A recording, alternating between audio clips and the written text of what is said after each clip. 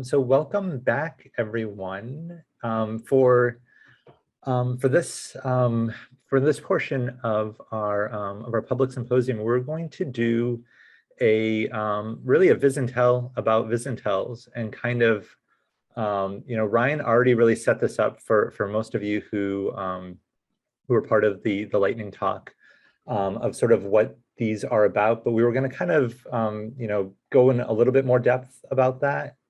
And I think really the idea, and we were kind of already hinting at this yesterday, that we really hope that this is one of those next steps beyond the grant, where we could really kind of think about how these Viz and Tells might sort of move forward beyond the grant. And so that's sort of what this Viz and Tell sort of portion of today is going to be about. And usually the way that we sort of do these, so I think this is going to be, I think like Ryan kind of put it really nicely before, this is going to be sort of this like meta kind of talk about Viz and Tells. So we're going to kind of reveal how we do these, how we structure them, how we kind of, go about putting them together, and also how we kind of run them. And one of the things that we do, we almost always have live notes for these. And so that's what I'm going to share with everybody. So you can kind of take a look at these notes. We kind of just sort of came up with a pretty rough agenda for what we're going to talk about. And really, I think the focus is going to be on those next steps. And so I don't know, Ryan, if you wanted to kind of jump in, and if there was maybe something you left out from your lightning talk that you maybe wanted to kind of highlight about the Viz and Tells now, or do you feel like you covered them pretty well? Yeah, I feel like I covered them pretty well. I think one of the main differences between the Viz and Tells and then what I was doing locally is we used a lot more guest experts locally. Generally, since we were doing the Viz and Tells within the group of fellows, we pretty much only used other fellows as kind of the guest facilitators for certain things. Like when we did the when we did the ethics module, we had the folks who were in charge of creating the ethics module to run that. But I don't think that's that's not a huge change. And then again, we kind of came up with a lot of these topics on the fly, which I think was maybe a little bit more stressful than it needed to be if we had come up with a whole list of them beforehand. But otherwise, I think I covered a lot of the stuff beforehand. I think some of the details about like how we run them when we're actually running them. We do always have, I think, at least all the ones I've attended, we've had at least two people kind of running it. So, there's somebody who can be the more vocal, on camera talking person at certain times, and the other person can be watching chat and watching for hands being raised and so on.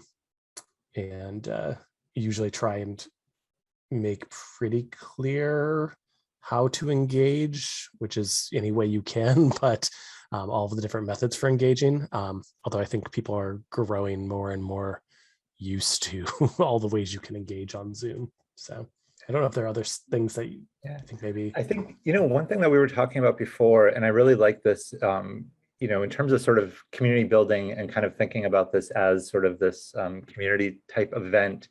And I really liked your observations about how, this is sort of kind of another venue of kind of bringing us together. And I think one thing, not all of us can kind of maybe engage in other conversations that are out there. We might follow them, but this was, I think, especially for some of us, a nice place where even for participating, it was sort of, it's a set time. We kind of come in, you can listen if you want to listen, you can engage if you want to engage.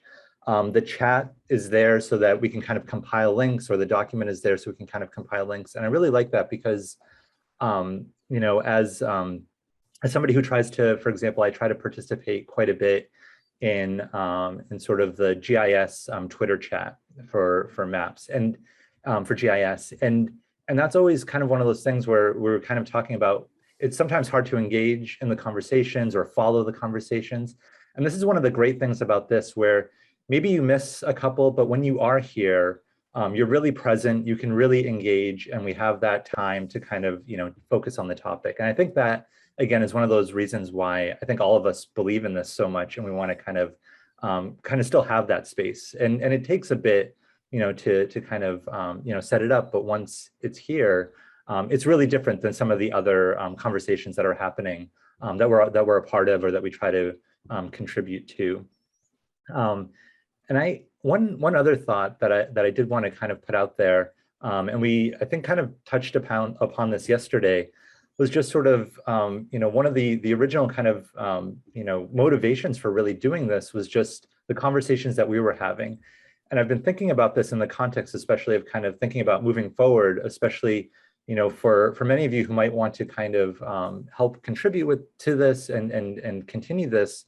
One of the things that really excited us was, we were having these conversations during our meetings, and oftentimes they would branch out, and they would kind of like maybe not be quite what we were on topic, but very much relevant to our work and to things. And this is part of the reason why it was just like, we have to kind of have a more dedicated space for these conversations so that they can continue. And then we can bring in other people, obviously, because we're, referencing other people. Well, so-and-so said this, or I saw this project here, let's talk about this project. And so this is, again, that sort of almost like very organic kind of community building that was sort of happening. And then that's really one of the big reasons why we kind of just really tried to formalize this and make this a really regular sort of event. So that's sort of the other part of the background that I really want to make sure everybody kind of has. One, and I think, Ryan, you were kind of saying this too. I feel like that there isn't, we've done a couple of these. I feel like our approach is different to other fellows and organizers who have done this, and there isn't a right approach to it, I think. So I think that's another really exciting part is anybody who kind of sets one up can kind of really bring their strengths to it, making it as informal or as formal as you sort of want. And again, the for us all along, participation, that's our only metric for this, I think, is really thinking like who can come in, and also engagement. I mean, it's really not just showing up, but also kind of engaging in it. So and we have in the live notes, we kind of had the topics which you already shared, Ryan, sort of previous ones, but the topic ideas, I really like this where you can kind of bring in guests, you can bring in experts, or we kind of just really kind of have conversation about things that are meaningful to us, and we don't necessarily have to be the experts in the room to have that kind of conversation, which I think is really another really unique aspect of this type of discussion format. Yeah, I think one of the things that I really appreciate about it is, as was noted before, there's not really, I mean, there are conferences we go to as data librarians, but not really a data visualization focused thing. And often when we're at an institution, even myself, I'm lucky to be at a small institution with 2 data librarians, but that's only one other person I can really have some of these discussions with sometimes. So, really being able to engage in that community on a bigger scale too, than, even if we did have an annual conference or something we were going to, that's once a year. And being able to engage in these topics, I think has been very valuable. And I think, yeah, the different ways of running these things, I think, when I was in the lightning talk pointing out some of the principles, I feel like some of those principles, if you're kind of, as you said, keeping it to discussion, keeping it to let's make it low barrier to an entry, low barrier to engagement.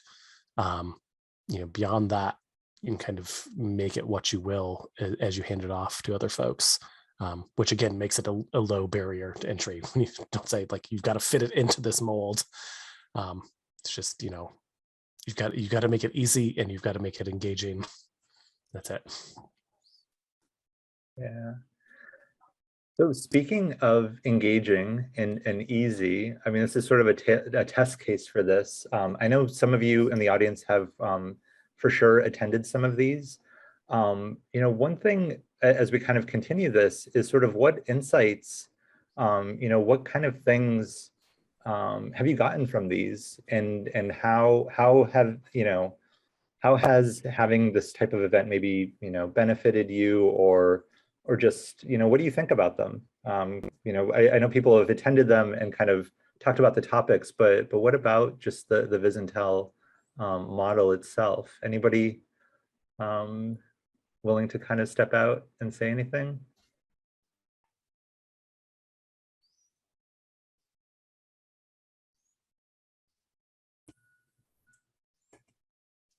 Well, this is Todd Quinn at University of New Mexico, and I really enjoy listening to the talks, because it's not just about tools, it's not just about how-tos, it's more about ideas. And I have people that I work with who often are talking at the very high end of technical stuff, but not this idea level. So it's nice to hear other, especially since I'm not at that high level of technical aspects. That's really great. Thank you, Todd. And Tess, you have your hand up. Go ahead. Yeah. And for me, something that's been great has been meeting new people and meeting people in the field. And because, I think it's one of those disadvantages, as been spoken already about, like not having a specific conference, is that you just don't know exactly who are the other librarians interested in data visualization. So I think that's been such a great platform and such a great way to meet others, even just outside of the fellows too. So.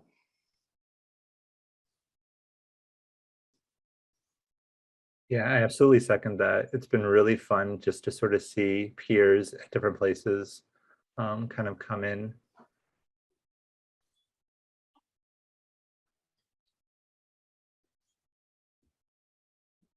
Anyone else?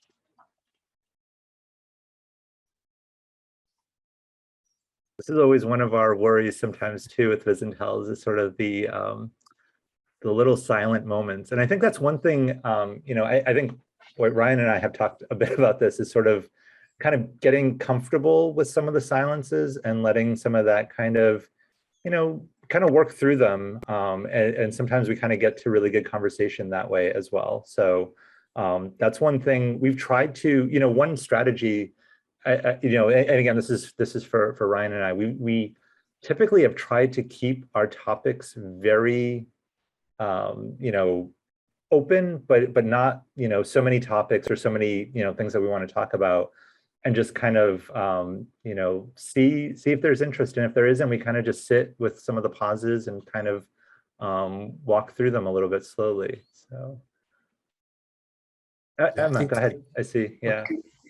Yeah, I couldn't agree with you more. I think the more opportunity we have for breathing room for groups to have discussions and have those ideas kind of germinate and then come together as a community platform is great. I was going to say one of the things I've really appreciated about this group, which was talked about a lot yesterday in the breakout session I attended, was support for planning our own content. So talking about how we provide service to institutions and how we can build our programs to be more successful, and really leaning on each other, either through shared pedagogy, through shared programming ideas, and especially with the new bent too on making sure that we're talking about how to keep our programs inclusive and diverse, I think has been really great. So that's.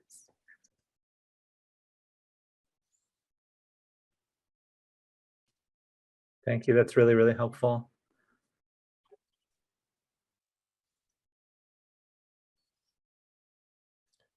Yeah, I think, Andy, I was going to say one of the things you just mentioned about the topics. I was thinking about that, and I did not really address this in my lightning talk, but one of the things we've done with the topics, both in these and when I've done them elsewhere, is, again, trying to keep them broad enough that we're not, focusing in on, even if we're talking about R, we're not focusing on one library in R or something like that. And I think one of the benefits I've seen from that is just getting to actually then hear what's interesting to the rest of the folks in the community on that topic. If we bring up the idea of like data journalism, being able to really hear some of that from folks, what they've been seeing on the ground, without kind of closing that off to what the speaker might want if it was a more traditional presentation.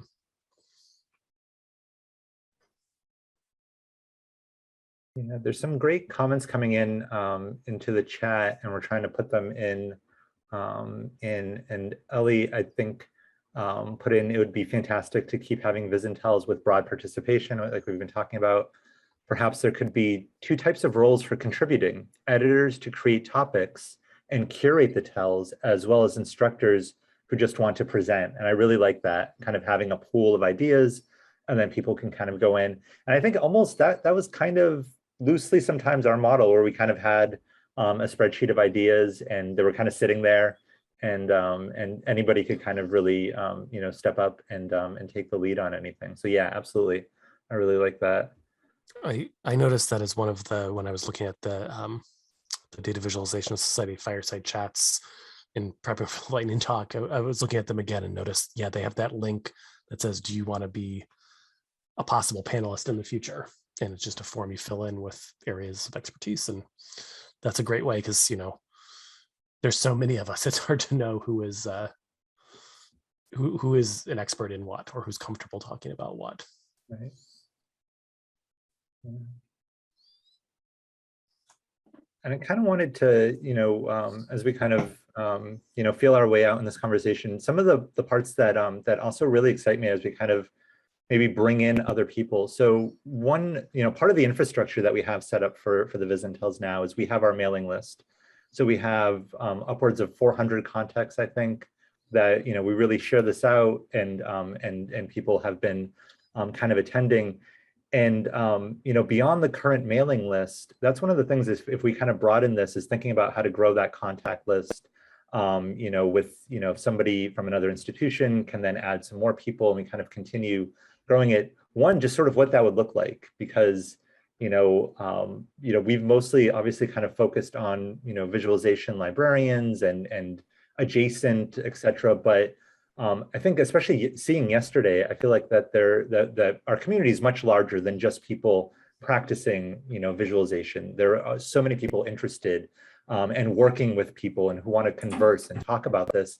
And I think the Viz and Tell model is that perfect place where there's a lot of us in our communities who might not be doing this work, but are interested, and their colleagues, and they want to know. And this is such a low bar for participation, and it's not technical, so people can actually really engage.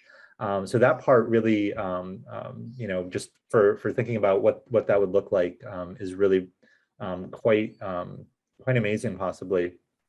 And our current infrastructure, we like everything is kind of set up with our website, and we've kind of been recording these, and we have the YouTube channel now. So a lot of that kind of heavy lifting is in place.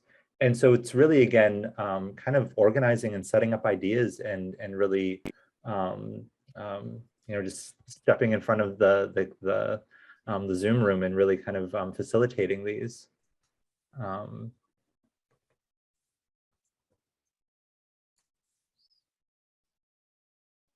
And so with this idea, actually, of I'm kind of going back to the chat a little bit as well, but going back to those two, the editor idea and the sort of curator, well, editors and instructors, we were also kind of thinking, what other roles are really needed to facilitate Viz and Tells? And that's just something, I mean, we don't need to obviously answer that kind of question, but that's something that we've been thinking about, where, especially if we kind of move this beyond our group, how to kind of sustain this. So, yeah,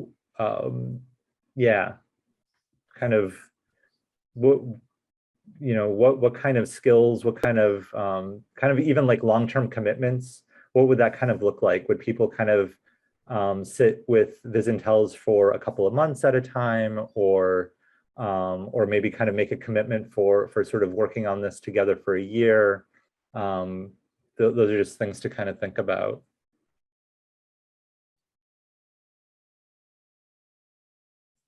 I'm going to go ahead. I'm looking, Patricia says, can also try pivoting, where you take core topics and rotate them through a particular lens for 1 year, mix and match core topics. Yeah. An ability to withstand awkward silences. It's hard. My strategy is just to see how red my face can get sometimes, and then that will kind of get people to talk. But absolutely, it's.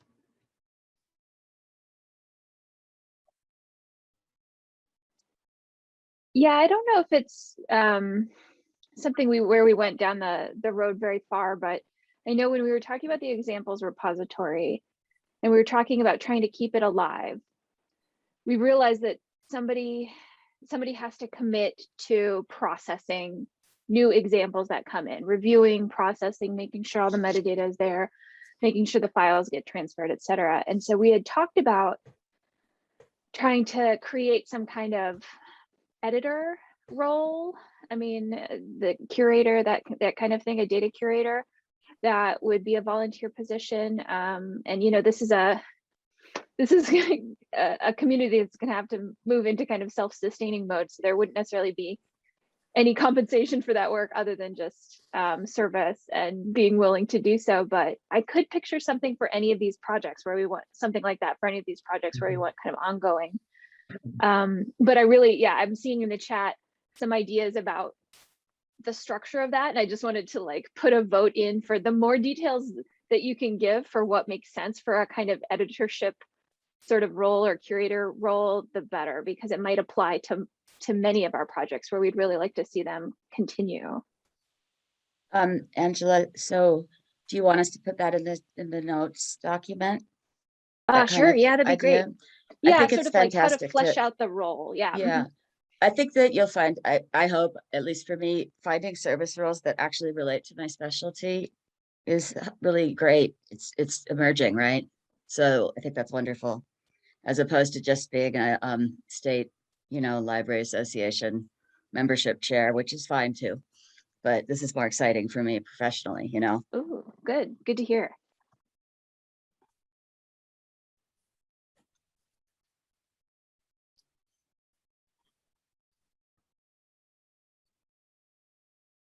Yeah, and I personally, for sort of, before we kind of started this, one of the thoughts that I had, especially kind of moving forward, and Emma, I think you were kind of, I think you were definitely pointing to this. I love the idea of kind of learning about other organizations, institutions, groups, and kind of work that you're doing, programming that you're doing, and so sort of almost having that kind of open house model. I have to be honest, I'm not a huge fan sometimes of our open houses internally. I do like them because you learn about, what's going on in your library sometimes that you've, don't get a chance to kind of know about. And that would be a low bar.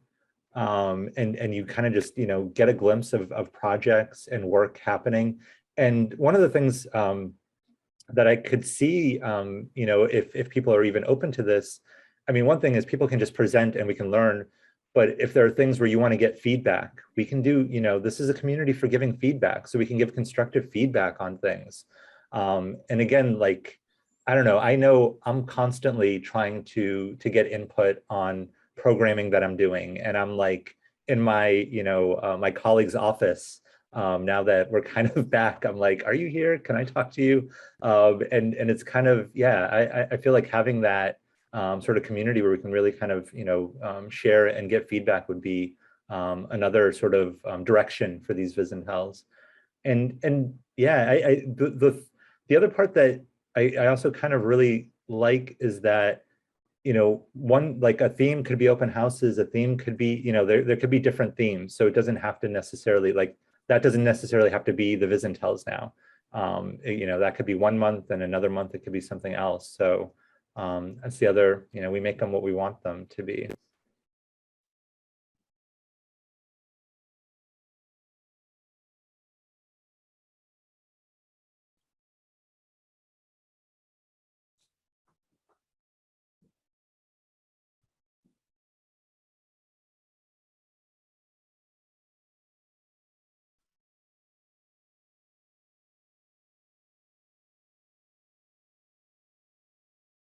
For those of you, I guess one thing that I'm curious is, for those of you who have attended, and Ryan, you lead your sort of similar event at Middlebury, but for those who have maybe similar events or attend like the fireside chats, like, I mean, I think we all have ideas of how this is different, but how can we do this so that it's a complement to those kinds of things, I suppose? Or is that even something that we should, be thinking about, or I don't know. I mean, there's always, I sometimes kind of worry about sort of, Zoom fatigue and kind of having too many of these sorts of conversations, but how do we make this, really relevant for us?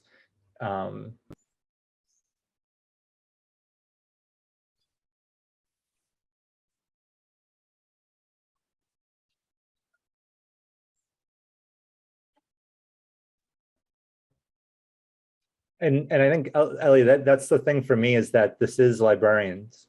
I think that was the answer that I have for keeping it relevant for us. But yeah, I think We have that's shared for like oh, okay. kinds of roles that we have to meet, shared pressures, shared challenges in being educators, Not everyone, the Data Visualization Society focuses on education, but they're not mostly educators. right.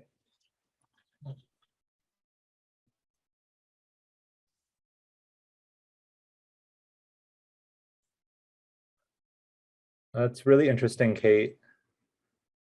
Kate's comment is saying they really enjoy that the data viz discussions are in an academic context, also part of the Data Visualization Society group, and a lot of their discussion feels less relevant, which is really, yeah.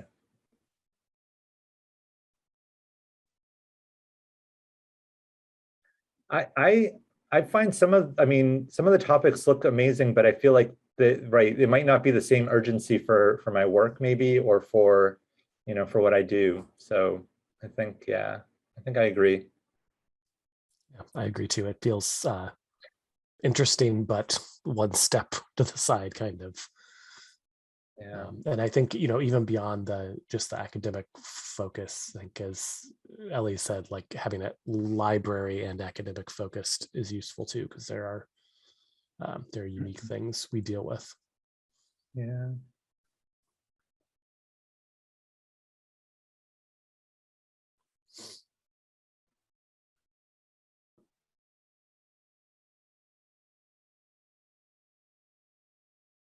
Yeah.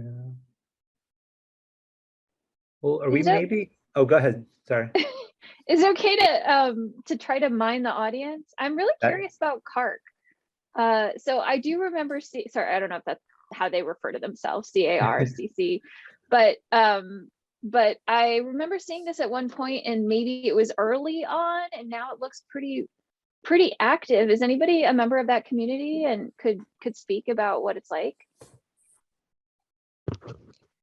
I'm just going to jump in and say one of my coworkers, Amy Koshhopper, is actually one of the chair people for the data facing CARC. And Amy's also very active in RDAP as well. So some of you may know her from that.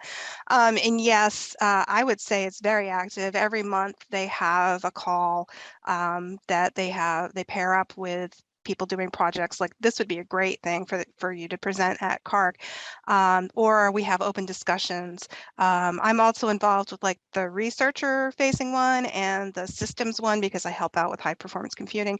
So you get a variety of different audiences, but I think it's very similar to this. It's very unique, where it's you don't have to pay to join it, and it's lots of people from various institutions, and the data facing is mostly librarians. That is really good to know. That's really interesting.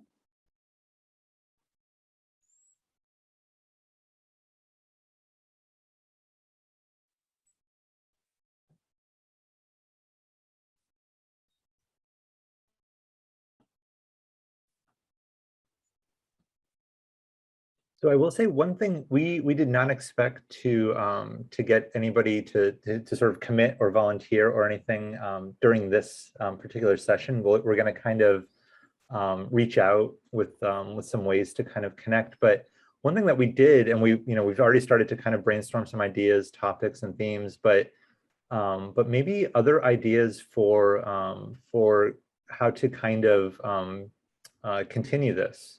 And I feel like this is where, we really, I think, are open to this. We haven't sort of had real strategy meetings about like, well, what is the next step? And I think we've left it open really intentionally because, part of it is that I think, some of us want to definitely be a part of it and continue this, but I think we really want other people to have a real sense of ownership. So you're not just, like following suit, but you're actually going to really kind of, have a voice in creating this. And I think, again, I kind of mentioned we have some infrastructure. So that part is kind of there, but I think we're also open to, adjusting infrastructure and kind of changing things up a little bit as well if people have ideas. And Angela, there was, oh yeah, yep, if we use Slack more. I think that was one thing I think that's always been like a learning process. I think our like group that has tried to kind of put some of the viz and tells a little bit more into Slack. I think we've learned that we're not power Slack users, and it's harder than it seems sometimes. And that's something where if people are good at kind of doing that kind of, communication, that's actually a really important role actually to have in this group.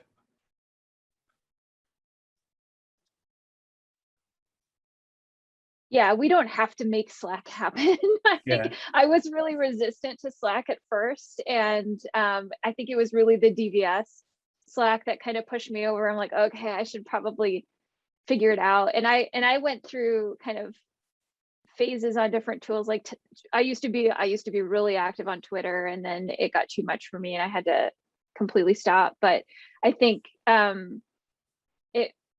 wanted to just say, like, Slack could be of use for some parts of the community and not others, and that would also be fine. It's not costing us anything. We can leave it open or we can train. I'm fine with any of that. But Emma's comment on kind of monthly talks in specific areas like GIS librarianship just keeps bringing me back to like special interest groups and and program like the ALA program. There are these areas of librarianship where they've sort of sectioned off space for themselves and maybe attach themselves to another unit. And I really like that as a model. I don't know if there's a real unit for us to attach ourselves to, but I think just even reserving space for us to meet monthly and have the ability to connect seems like it's meeting some need. And I really appreciate that the Viz and Tells have offered some of that. Yeah, sorry, just to jump on that because you referenced me. Thank you. Was basically saying that, yeah, I think that the conversations that we've had over the past few days that I've had with you all during previous Viz and Tells and the thought-provoking presentations that you've had at other times as well through the fireside chats definitely show that there are enough space and enough interest and a need, I think, to have more regular intercommunication between groups. And the fact that you had yesterday like over 50 people on a call is definitely pretty amazing for librarianship. And the space that I'm referencing is a group that I help organize called The Role of Libraries in Geography and GIS Education. And the other reason I wanted to jump on is because Matt Sisk, who's now showing his face, is going to present for us next month, or this month, that's right. So if anybody want to come hear Matt Sisk talk, that'd be great. But we found a really helpful to have monthly meetings, and the further along you get into that sentence, the more people are like, oh, we've been doing this for 6 months. Now I want to suggest a topic. I see how this works now. I see that there's this issue I'm dealing with at my library. Can I come and present on that? Which has been really great for us. So.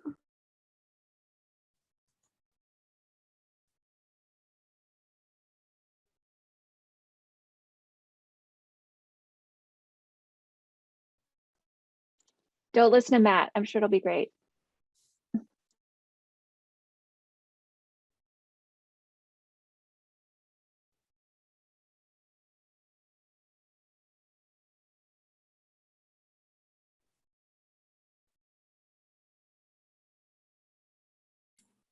I just wanted to follow up, Angela, on what you were, or where this conversation is going. And I was thinking about this group and a lot of other smaller, like-minded groups that sort of organically form like this and don't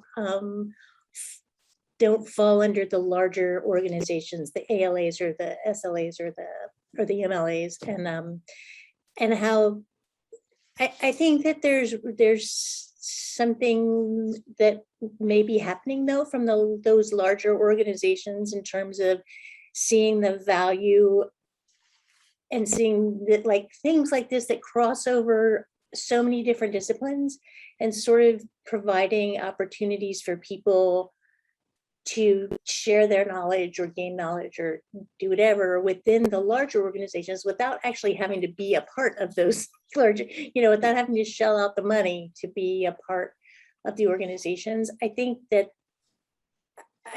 I can speak for one organization in which I serve on the board that is very much the thinking that and what's coming before us, that we need to look at different ways to look to one another to build up our profession. And so, I think that without totally having to join a group, without having to be an interest group of a particular organization, but being an interest group that actually can touch bases with lots of different organizations. I think if we could figure out how that works, it could be of the benefit to the profession as a whole, for sure. Yeah. I mean, it may be that it's already working. I'm not trying to, maybe I'm making a problem that isn't one. And I really liked, I think Emma even mentioned that, having a group that's not attached allows you to connect groups. We need these intergroup discussions. And so we can all have our separate spaces. We can have people who are really tied into DLF and RDAP and iAssist, and then we just all come together in this space, and it is what it is. Right. And maybe utilize the communication outlets of those bigger organizations. And maybe that's something that we could tap into in terms of that outreach piece. Hi, I'm Eric Pettiplace. I'm very biased here, so take it with a grain of salt, but I really love the Code for Lib community. And if a Slack organization is maybe too much, just having a channel in there, and it's backed by DLF, but it's an ad hoc community. There's no membership fees, there's no formal organization or anything. So, and it's going to have a lot of like-minded people. Like, that's primarily what I do, as you can see from my background. So yeah, just existing Slack organization, existing listserv, and people would be very willing to hear what you have to say. That's actually really good to hear, because I will sometimes advertise the events that we hold on Code for Lib, and I'm always a little nervous that people will feel like it's not, I mean, the community is very welcoming, but I'm never sure if I'm reaching people who are interested in visualization. So I'm glad that we have some confirmation. Awesome. Yeah.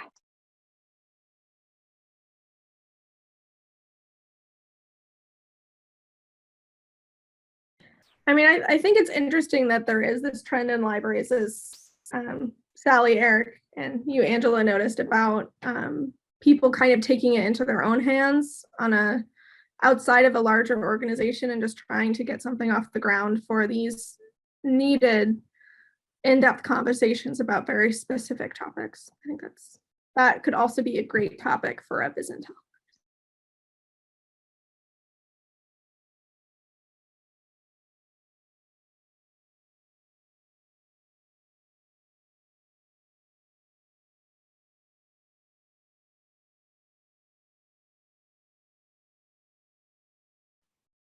Yeah, I think one other like pretty exciting area, and I feel like for those of us who are kind of adjacent to iSchools, I think that there are still very few schools that really engage with visualization librarianship. And so this is also just a way to kind of do outreach that way. And that could be like that occasional visit and tell where we really, target a school, ask students who are interested. I know here they're really like the UCLA iSchool does really successful sort of open houses where they invite librarians from the region to come talk about what they do so that people kind of learn. And those are so well attended and engaging and just sort of like really sets up a lot of people who are graduating to be like, oh, I might want to do this. I didn't know. And now I really am kind of interested in and want to kind of pursue that. So that's another thing that I don't know. I kind of love kind of possibly guiding students into our world here, into our profession a bit. So.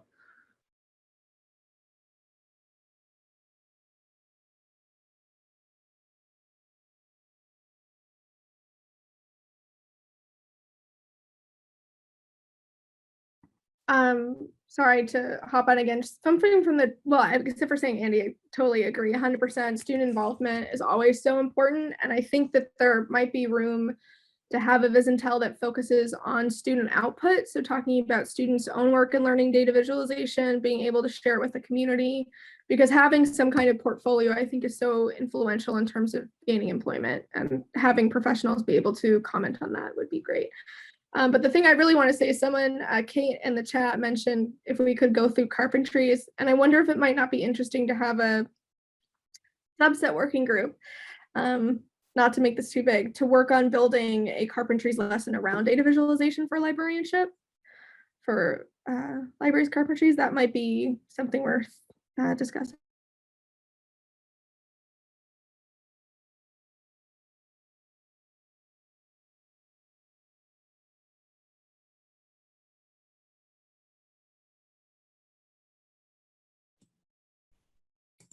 To add to what Emma just said, I think there's probably already lessons out there that we could do probably a combination of that specifically for librarians.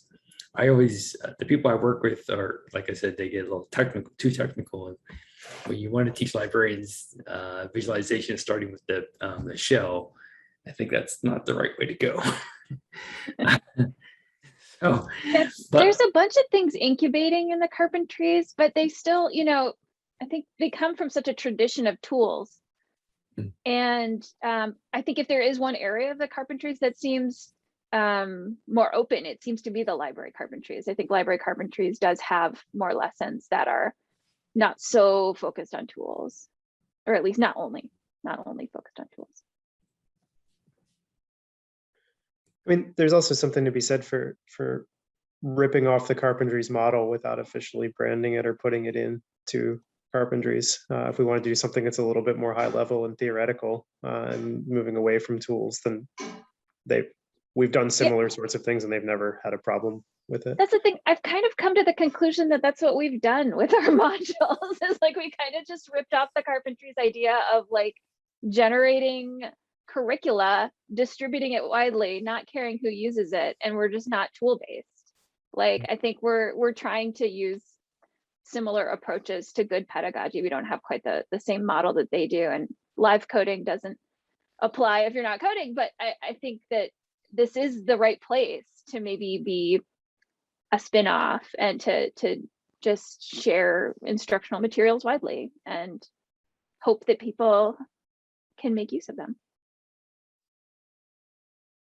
I think it could be an interesting topic even just to talk about how we all have taken, because I think a lot of us have taken things from the carpentries and carpentries lessons, how we have taken those and used them, especially if we've used them to teach other librarians or make things for students like that, sort of internally facing. So I think it's right that some of it's a little bit too tool focused. Some of it's like, oh, I have to start at the Unix shell. That's too much.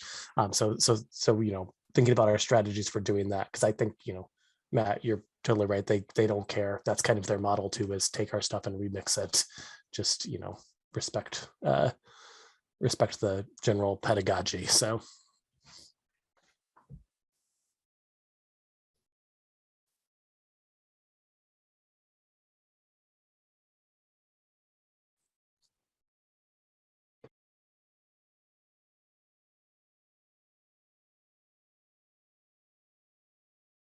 So we're nearly at the hour. I kind of don't want to end if anybody has some sort of maybe other things to contribute here. But again, our sort of next steps is, we really wanted to put this out here. We really want to be honest about, again, we don't have any conceived kind of like, this is what we're doing with this at this point after the grant. And so I think, you can email myself, Ryan, Angela, Justin, about sort of like if you want to, if you want to be involved, feel free just to contact us and kind of let us know. But I think we'll kind of put out maybe a call for everybody who kind of attended this public symposium, kind of let you know. And so you can kind of just, wait for that if you don't want to email us. But we'll kind of, very much be looking for participation, and we'll kind of think about what those next steps will look like. So, well, Emma, we were hoping you would say yes or express interest. So great. We're going to make a bar chart of how much everyone has spoken in the last year over Vision Tells, and you're contractually obligated. No, I'm kidding. Thank you to Angie and Ryan for coordinating this session. Thank you all. Look forward to working with you. Yeah, thanks everybody for your participation. So we will have a break before our break. So we have set up this schedule so that this Vision Tell ends at 10 till. But technically, the next hour is kind of unconferencing. So it will just bleed into this next session where once you've had a long enough break, for some people, you might need to grab some lunch. We will just be setting up breakout rooms based on the interests of people. We can also have conversations in the main room, and we will just be available to follow up on some of these discussion topics and whatever else people want to talk about. And then please don't miss our final invited speaker in an hour and 8 minutes. Look forward to seeing you all back here soon.